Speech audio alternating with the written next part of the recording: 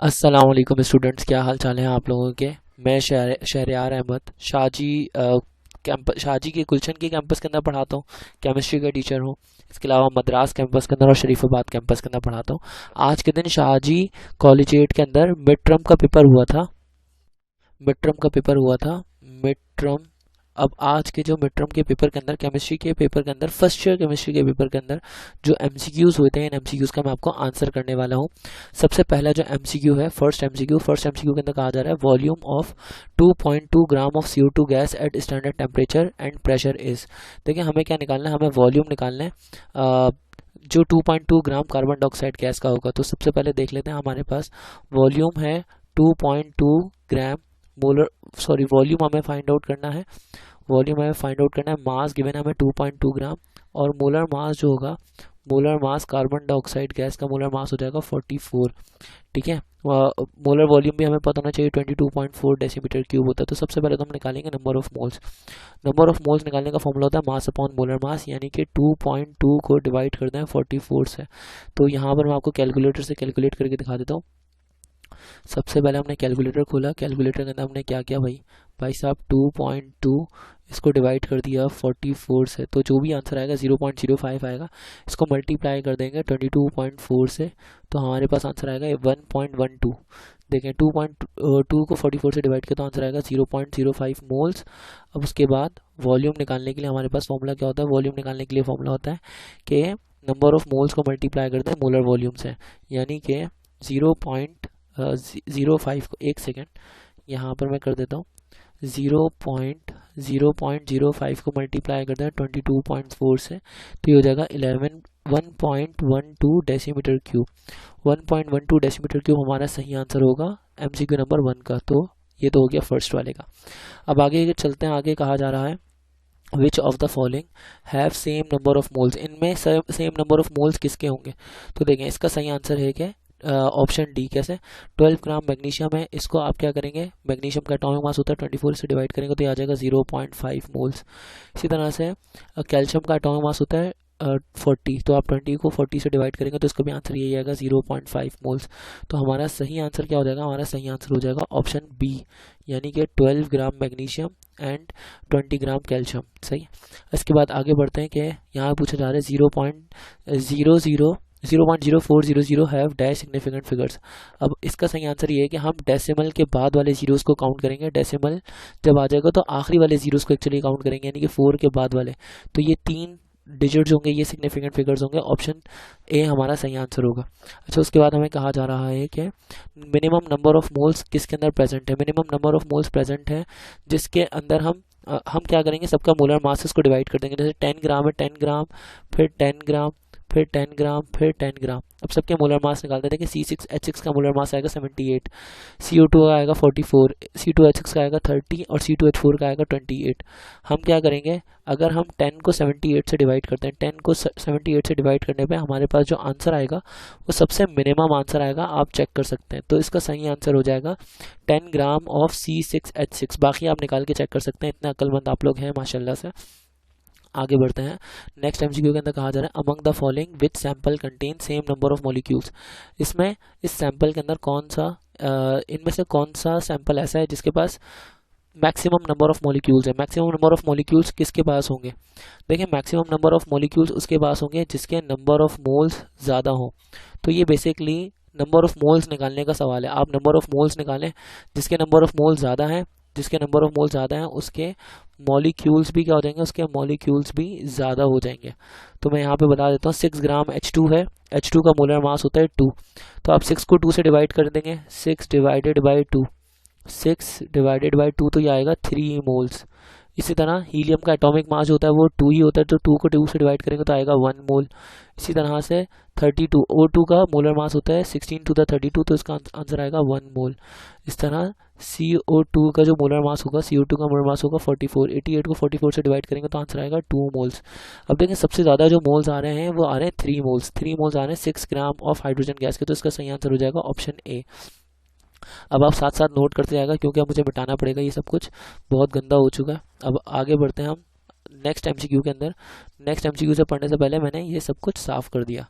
अब यहाँ पे हमारे पास क्या लिखा हुआ है नेक्स्ट एमसीक्यू के अंदर, the number of moles in 11,200 centimetre cube of a gas at standard temperature and pressure is. देखिए हमें number of moles find out करने हैं, 11,200 सेंटीमीटर क्यूब हमें गिवन है, वॉल्यूम गिवन है। तो हम क्या करेंगे, सबसे पहले इस वॉल्यूम को 1000 से डिवाइड करेंगे तो ये डेसीमीटर क्यूब के अंदर कन्वर्ट होकर हो जाएगा 11.2 decimetre cube. Number of moles निकालने का फॉर्मूला होगा volume divided by molar volume, यानी कि 11.2 डिवाइडेड बाय 22.4, यानी कि आंसर आएगा 0.5 मोल्स। ठीक है, यानी कि हमारा आंसर क्या हो जाएगा, हमारा आंसर हो जाएगा ऑप्शन सी 0.5। अच्छा, उसके बाद हमें क्या कहा जा रहा है, उसके बाद हमें कहा जा रहा है which of the following sample of substance contain the same number of atoms as that of 40 gram of calcium. देखिए इसमें कौन सा सैंपल ऐसा है जिसके पास नंबर ऑफ एटम्स सेम है, सेम नंबर ऑफ एटम्स है, सेम नंबर ऑफ एटम्स जितने 40 ग्राम कैल्शियम के पास है। देखें आप कैल्शियम के मोल्स निकालें, जिसके मोल्स कैल्शियम के मोल्स से मैच कर जाएंगे उसके पास नंबर ऑफ एटम्स भी सेम होंगे। देखिए 40 ग्राम ऑफ कैल्शियम है, तो कैल्शियम का हम लोग निकालते हैं। कैल्शियम का एटॉमिक मास कैसे निकलेगा, बहुत आसान है, मैं आपको दिखा देता हूँ। यहाँ पे नंबर ऑफ मोल्स निकालने का फॉर्मूला होगा मास अपॉन मोलर मास। ठीक है, कैल्शियम का मास कितना गिवन है, कैल्शियम का मास है 40, कैल्शियम का मोलर मास भी या इसका एटॉमिक मास भी 40 होता है, तो आंसर आएगा 1 मोल। अब यहाँ पर इसका जो जिससे ये मैच करे वो है 24 ग्राम ऑफ मैग्नीशियम। अगर मैग्नीशियम की बात करें तो मैग्नीशियम के नंबर ऑफ मोल्स कैसे निकालेंगे, फॉर्मूला है मास अपॉन मोलर मास, मास है 24, मैग्नीशियम का जो एटॉमिक मास होता है वो भी 24 होता है, 24 डिवाइड बाय कितना आ गया 1 मोल। दोनों के मोल सेम है, अगर मोल सेम है तो इनके एटम्स भी सेम होंगे, सेम मोल्स तो सेम एटम्स। ठीक है, यहाँ पर सही आंसर हो जाएगा 24 ग्राम ऑफ मैग्नीशियम। अब आगे क्या कहा जा रहा है, आगे कहा जा रहा है कि एक सेकेंड यहाँ पे आगे क्या कहा जा रहा है, आगे कहा जा रहा है नंबर ऑफ हाइड्रोजन एटम्स निकालने हैं हमने 1 मोल ऑफ मीथेन के अंदर। मीथेन का 1 मोल है, उसके अंदर हमने नंबर ऑफ हाइड्रोजन एटम्स निकालने हैं। तो कैसे निकालेंगे मैं आपको दिखा देता हूँ, एक सेकेंड। तो देखें मीथेन का जो 1 मोल है, मीथेन का 1 मोल, 1 मोल ऑफ मीथेन के अंदर 1 मोल ऑफ मीथेन, मीथेन का फॉर्मूला होता है CH4।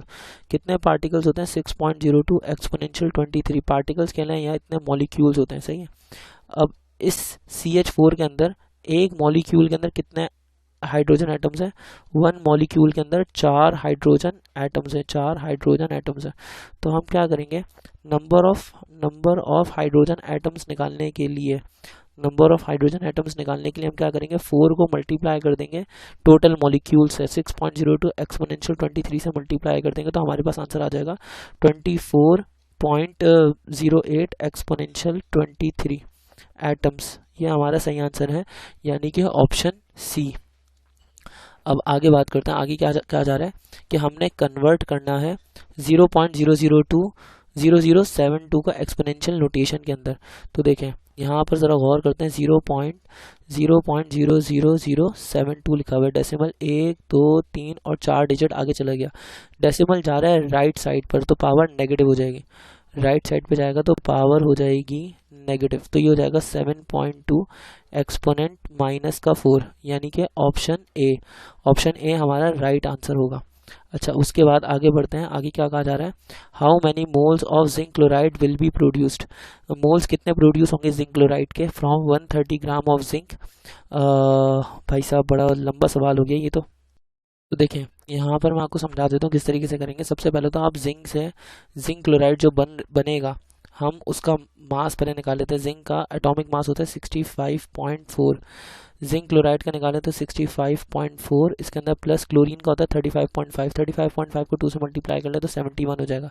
अगेन हमें ज़रूरत पड़ेगी कैलकुलेटर की, कैलकुलेटर भैया आगे हो, हाजिर हो।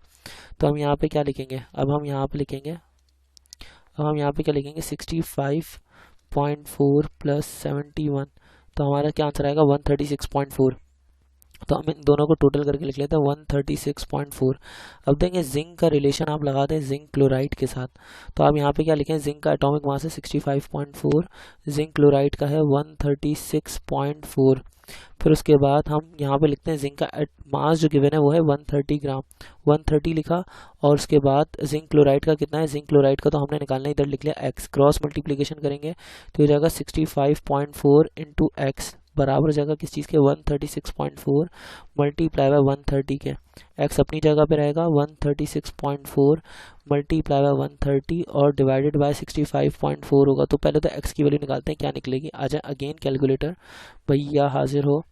तो कैलकुलेटर अगेन हमने खोला, कैलकुलेटर खोलेंगे क्या होगा 136.4 इसको मल्टीप्लाई करते हैं 130 से, जो आंसर आएगा इस आंसर को डिवाइड करते हैं 65.4 से, तो हमारा आंसर आ जाएगा 271.1। तो हमने निकाला कि 271.1 निकलेगा। ये मास निकला है किस चीज़ का, मास ऑफ ZnCl2 निकला भी है। अब ये मास ऑफ ZnCl2 निकला है, हमें क्या निकालना है, हमें तो मोल्स निकालने हैं ZnCl2 के। तो ZnCl2 का वो कितना है, ZnCl2 का मोलर मास है 136.4। तो हम मोल्स निकालने के लिए क्या करेंगे, मोल्स निकालने के लिए नंबर ऑफ मोल्स निकालने के लिए मास को मोलर मास से डिवाइड कर देंगे, यानी कि 271.1 को डिवाइड कर देंगे 136.4 से। तो क्या आएगा ज़रा देखते हैं अगेन, 271.1 इसको डिवाइड कर दें 136.4 से, तो हमारा आंसर आएगा 1.98, यानी कि तकरीबन 2 मोल्स। तो हमारा सही आंसर होगा 2 मोल्स। भाई बहुत लंबा क्वेश्चन था ये, MCQ के अंदर देना बनता नहीं था, लेकिन दिया गया, चलो दिया गया तो दिया गया 2 मोल्स। अब आगे बढ़ते हैं। अच्छा, अब चलेंगे हमारे नेक्स्ट क्वेश्चन पे। नेक्स्ट क्वेश्चन के अंदर क्या कहा जा रहा है, क्वांटम नंबर्स बताने हमने 2p ऑर्बिटल्स के। 2p ऑर्बिटल्स के सारे क्वांटम नंबर्स बताने, सारे तो पूछे भी नहीं है, लेकिन सेकंड शैल है, n की वैल्यू 2 है, पता लग गया। p है तो p के लिए l की वैल्यू होती है 1, तो l की वैल्यू 1 हो गया, n = 2 l = 1, ये हमारा सही आंसर होगा। ठीक है। अच्छा, अब उसके बाद आगे बोल रहे हैं n + l वैल्यू क्या होगी 5s ऑर्बिटल के लिए। ठीक है, तो देखें 5s ऑर्बिटल है, 5s ऑर्बिटल के लिए n की वैल्यू तो हो गई 5 और s के लिए l की वैल्यू होती है 0, तो 5 + 0 कितना हो जाएगा, 5 + 0 5 हो जाएगा। n + l की वैल्यू क्या हो जाएगी 5 + 0 5, तो हमारा सही आंसर जो होगा वो सही आंसर हो जाएगा हमारा 5। अब आगे बोला जा रहा है कि 4d ऑर्बिटल जब इसको फिल किया जाता है तो नेक्स्ट इलेक्ट्रॉन कहाँ पे जाएगा, 4d के बाद कहाँ पे जाता है, ये तो आपको याद होगा, उसके अंदर 5p के अंदर जाएगा। अगर आपने बोर्ड्स का वो पढ़ा होगा ना, इलेक्ट्रॉनिक कॉन्फ़िगरेशन ऑफ बज़ वाली, तो इलेक्ट्रॉनिक कॉन्फ़िगरेशन के अंदर हमने यही पढ़ा था कि सबसे पहले तो 1s2, फिर 2s, फिर 3s, 4s, 5s, 6s और फिर 7s। यहाँ पे क्या होगा 2p, 3p, फिर 4p, 5p, फिर 6p, फिर 7p था, फिर उसके बाद 3d, फिर 4d, 5d और फिर 6d था, और फिर 7d था, फिर 4f, 5f और 6f और 7f। तो देखें अब हम डायगोनल से देखते बाद हैं, पहला डायगोनल, फिर दूसरा, फिर तीसरा, फिर चौथा, फिर पांचवा। अभी छठे में देखें 4d के बाद क्या आ रहा है, 4d के बाद आ रहा है 5p, फिर 5p के बाद 6s, तो 4d के बाद आएगा 5p, तो 5p हमारा सही आंसर है। ठीक है ना, यानी कि ऑप्शन बी हमारा सही आंसर होगा। अब आगे क्या कहा जा रहा है, आगे हमसे कहा जा रहा है which of the following is not an iso electronic pair. Iso electronic का क्या मतलब होता है, आइसो इलेक्ट्रॉनिक का मतलब होता है जिनके नंबर ऑफ इलेक्ट्रॉन सेम हो। आइसो इलेक्ट्रॉनिक मतलब जिनके नंबर ऑफ इलेक्ट्रॉन सेम हो, iso electronic pair, same electron वाले पेयर। ठीक है, अब सेम इलेक्ट्रॉन वाले पेयर कैसे पता चलेंगे, सेम इलेक्ट्रॉन पेयर, इलेक्ट्रॉन वाले पेयर, सही है। अब ये सेम इलेक्ट्रॉन वाले पेयर कैसे पता चलेंगे, बहुत आसान है भैया, बहुत आसान है। एक सेकंड रुको, अभी सब बताता हूँ तुम्हें। देखो, अब देखो यहाँ पर हमारे पास सोडियम और Ne लिखा हुआ है, Na के पास होते हैं 11 इलेक्ट्रॉन, लेकिन उसने एक इलेक्ट्रॉन लूज कर दिया तो अब बच्चे उसके पास है 10 इलेक्ट्रॉन। इसी तरह से नियॉन लिखा हुआ है, नियॉन के पास होते ही 10 इलेक्ट्रॉन है, तो उसके पास इन द एंड 10 इलेक्ट्रॉन ही बचे हुए। अब ये आइसो इलेक्ट्रॉनिक हो गया, ये हमारा सही आंसर नहीं है। Na+ और F-, देखो F- की बात करें तो फ्लोरीन का एटॉमिक नंबर होता है 9, F- का मतलब भी उसने इलेक्ट्रॉन गेन किया, तो उसके पास होगा 10 इलेक्ट्रॉन, इसका मतलब ये दोनों भी Na+ और F- इलेक्ट्रॉनिक पेयर होगा। अच्छा, Na+ और Mg+2, देखो मैग्नीशियम Mg+2 लिखा हुआ है, मैग्नीशियम के पास होता है 12 इलेक्ट्रॉन, इसने 2 इलेक्ट्रॉन लॉस किए तो अगेन इसके पास 10 इलेक्ट्रॉन हो गए, तो ये भी आइसो इलेक्ट्रॉनिक हो गया। लेकिन सोडियम के पास है 11 इलेक्ट्रॉन और कैल्शियम के पास कितने हैं, कैल्शियम के पास है 20 इलेक्ट्रॉन, तो कहाँ से आइसो इलेक्ट्रॉनिक, ये आइसो इलेक्ट्रॉनिक नहीं है, तो ऑप्शन सी हमारा सही आंसर होगा। अब उसके बाद बोल रहे हैं कि shape of orbital for which n = 3, एक ऐसा ऑर्बिटल बताओ जिसके अंदर, एक ऐसा ऑर्बिटल की शेप बताओ जिसके लिए n की वैल्यू 3 हो, यानी थर्ड शेल के अंदर कौन सा ऑर्बिटल इंट्रोड्यूस होता है, आप खुद सोचें। थर्ड ऑर्बिटल के अंदर जो थर्ड ऑर्बिट के अंदर जो ऑर्बिटल इंट्रोड्यूस होता है वो होता है d, तो इसको हम ऐसे निकालते हैं l = n - 1 करके, तो l अपनी जगह पे n की जगह पे आएगा 3, देखो n की जगह पे हम 3 पुट करेंगे तो क्या हो जाएगा 3 - 1, 3 - 1 क्या हो जाएगा 2। l की वैल्यू 2 किसके लिए होती है, l की वैल्यू 2 होती है d सबशेल के लिए, तो डी सबशेल या डी के ऑर्बिटल्स के लिए, ठीक है ना। तो हमारा सही आंसर होगा डी की शेप क्या होती है, डी की शेप होती है double dumbbell, double dumbbell, double dumbbell. तो हमारा सही आंसर हो जाएगा डबल डम्बल, ठीक है, यानी कि ऑप्शन सी। इसको मैं हाईलाइट कर देता हूँ। अब आगे बढ़ते हैं। स्ट्रॉन्गेस्ट बॉन्ड इसमें से किसके दरमियान होता है, तो स्ट्रॉन्गेस्ट बॉन्ड होता है HF के दरमियान में। Strongest bond among the following is, strongest bond इनमें से किसके दरमियान में, तो HF के दरमियान में, ठीक है।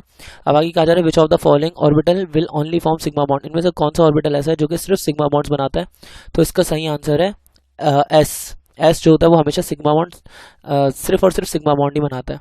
फिर उसके बाद क्या कहा जा रहा है, एनर्जी ऑफ इलेक्ट्रॉन निकालनी है हाइड्रोजन एटम की थर्ड ऑर्बिट में। अब ये बहुत आसान है, देखें इसके लिए मैं एक फॉर्मूला यूज़ करता हूँ। वो फॉर्मूला है, हमने थर्ड ऑर्बिट के अंदर एनर्जी निकालनी है, formula E = -13.6 divided by n का स्क्वायर, और अगर इसको जूल में निकालना है तो मल्टीप्लाई 1.6 एक्सपोनेंशियल -19। अब यहाँ पे क्या होगा, -13.6 तो अपनी जगह पे रहेगा, n की जगह पे क्या पुट करेंगे, n की जगह थर्ड ऑर्बिट है, थर्ड ऑर्बिट पुट करेंगे यानी कि 3 का स्क्वायर मल्टीप्लाई 1.6 एक्सपोनेंशियल -19। अब कैलकुलेटर में निकालेंगे, कैलकुलेटर भैया हाजिर हो जाओ यार, कैलकुलेटर भैया आ जाओ। देखो कैलकुलेटर भैया आएंगे यहाँ पे, तो कैलकुलेटर भैया के अंदर हमने क्या किया, माइनस, अब माइनस को हटा दे तो माइनस को बाद में लगा लेंगे, 13.6 डिवाइडेड बाय 3 का स्क्वायर हो गया 9, सही है। अब इसको मल्टीप्लाई करते हैं 1.6 से, तो हमारे पास आंसर आ रहा है 2.41 एक्सपोनेंट -19, तो उसका सही आंसर होगा माइनस का 2.41 एक्सपोनेंट माइनस का 19, साथ में लग जाएगा जूल, तो कहाँ पर है 2.41 एक्सपोनेंट -19, ये 2.42 एक्सपोनेंट -19 ये वाला है, यानी कि करीब तरीन आंसर, तो यानी कि ऑप्शन सी हमारा सही हो गया। अब आगे बढ़ते हैं, आगे क्या कहा जा रहा है नेक्स्ट, भागो भागो जज्बात में भागो, भागो जज्बात में भागो। अब देखो यहाँ पे क्या कहा जा रहा है, value of permittivity constant in space. देखिए परमिटिविटी कांस्टेंट जो होता है उसको हम लोग बोलते हैं एप्सिलॉन नॉट। एप्सिलॉन नॉट की वैल्यू होती है 8.85 बोलते हैं या 8.84 समथिंग एक्सपोनेंट माइनस का 12, यानी कि ऑप्शन बी हमारा सही आंसर है। फिर उसके बाद क्या कहा जा रहा है, what is angular momentum of electron in second orbit. Angular momentum निकालना है इलेक्ट्रॉन का सेकंड ऑर्बिट में। देखें सेकंड ऑर्बिट के अंदर क्या होगा, सेकंड ऑर्बिट के अंदर कुछ इस तरह से निकालेंगे। एंगुलर मोमेंटम निकालने का इलेक्ट्रॉन का फॉर्मूला होता है NH/2π, ये इलेक्ट्रॉन का एंगुलर मोमेंटम निकालने का फॉर्मूला। अगर सेकंड ऑर्बिट होगा तो n की जगह पे 2 आएगा, तो ये क्या हो जाएगा 2H/2π, तो 2 से 2 कैंसिल, क्या बचेगा H/π, यानी कि ऑप्शन बी हमारा राइट आंसर होगा।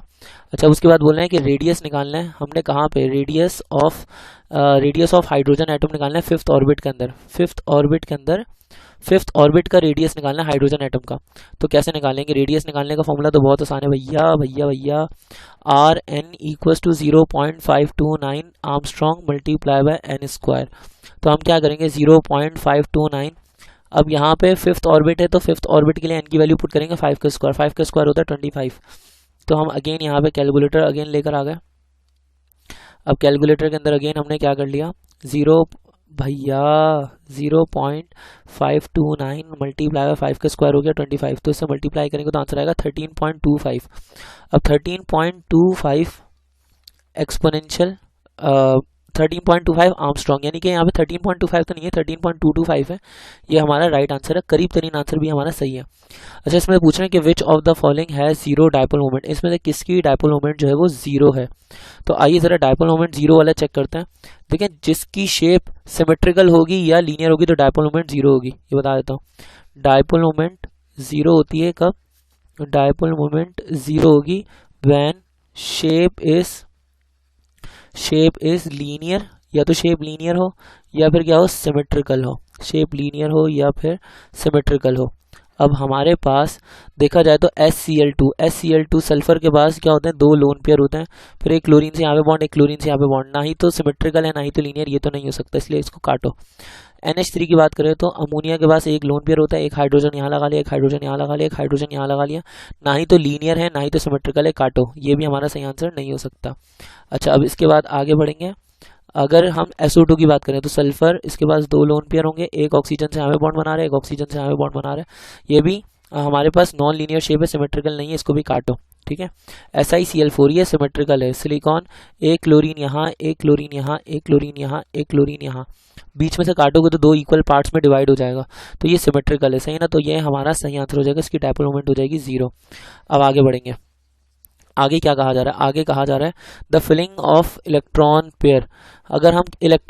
अगर हम इलेक्ट्रॉन को मॉलिक्यूलर ऑर्बिटल के अंदर फिलअप करते हैं तो वो सारे फंडामेंटल रूल्स को फॉलो करता है इलेक्ट्रॉनिक कॉन्फ़िगरेशन के, सिवाय किसके, मॉलिक्यूलर ऑर्बिटल के अंदर जब इलेक्ट्रॉन्स को फिलअप करते हैं तो वो सारे रूल्स को फॉलो करता है सिवाय n+l रूल के। ठीक है, अच्छा उसके बाद क्या कहा जा रहा है, CS2 के अंदर कि number of sigma bond in and pi bonds in CS2 molecule are respectively.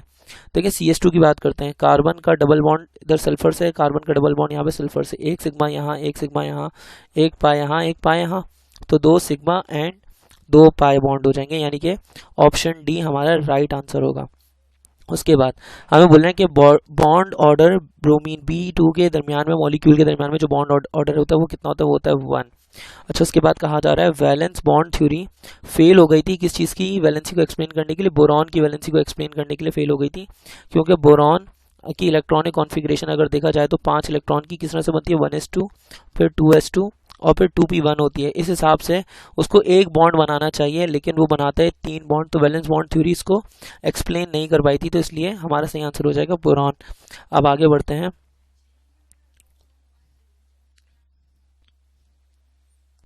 और नेक्स्ट एमसीक्यू हमसे पूछा जा रहा है, नेक्स्ट एमसीक्यू है sigma bond is formed by axial overlapping. Sigma bond कब फॉर्म होता है, सिग्मा बॉन्ड उस वक्त होता है जब एक्सियल ओवरलैपिंग होती है, जिसको हम हेड ऑन ओवरलैपिंग भी बोलते हैं, हेड ऑन ओवरलैपिंग। ठीक है, कलर, वो कलर जिसकी जिसकी मैक्सिमम वेव लेंथ है, लॉन्गेस्ट वेव लेंथ है विजिबल स्पेक्ट्रम के अंदर, वो कलर कौन सा है, देखें रेड कलर की वेव लेंथ सबसे ज़्यादा होती है, वायलेट की सबसे कम होती है।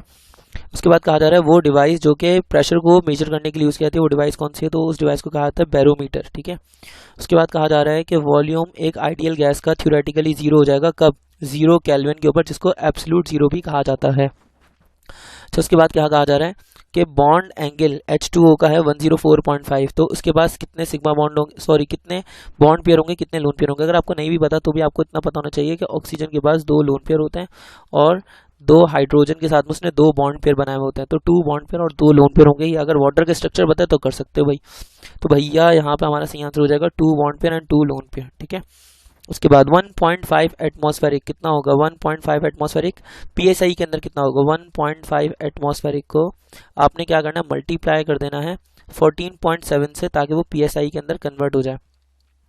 अब क्या करेंगे भाई, कैलकुलेटर यूज़ करेंगे, बार बार यार कैलकुलेटर की यूज़ ज़रूरत पड़ रही है हमें, तो चलो खैर देखते हैं ज़रा।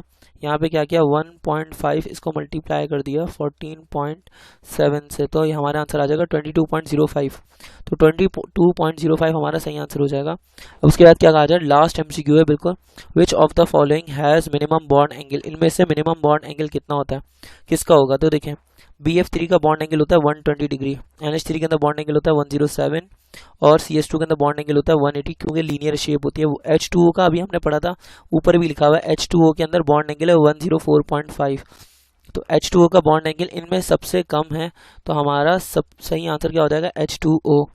अब यहाँ पे हमारी वीडियो ख़त्म होती है, उम्मीद है कि आपको सारे MCQ समझ में आ गए होंगे।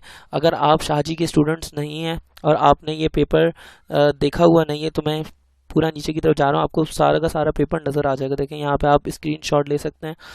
आज शाहजी के कैंपसेस के अंदर मिड टर्म का पेपर हुआ था, तो मिड टर्म के पेपर के अंदर ये सवालात आए थे। आप लोग क्या नाम है, ये पेपर को देख सकते हैं, अपने घर में बैठ कर तैयारी कर सकते हैं। मैं हूँ शहरयार अहमद, शाहजी के कोचिंग्स के अंदर पढ़ाता हूँ। अपना ख्याल रखिएगा, चैनल को सब्सक्राइब मारो यार। ओके, अल्लाह हाफिज़।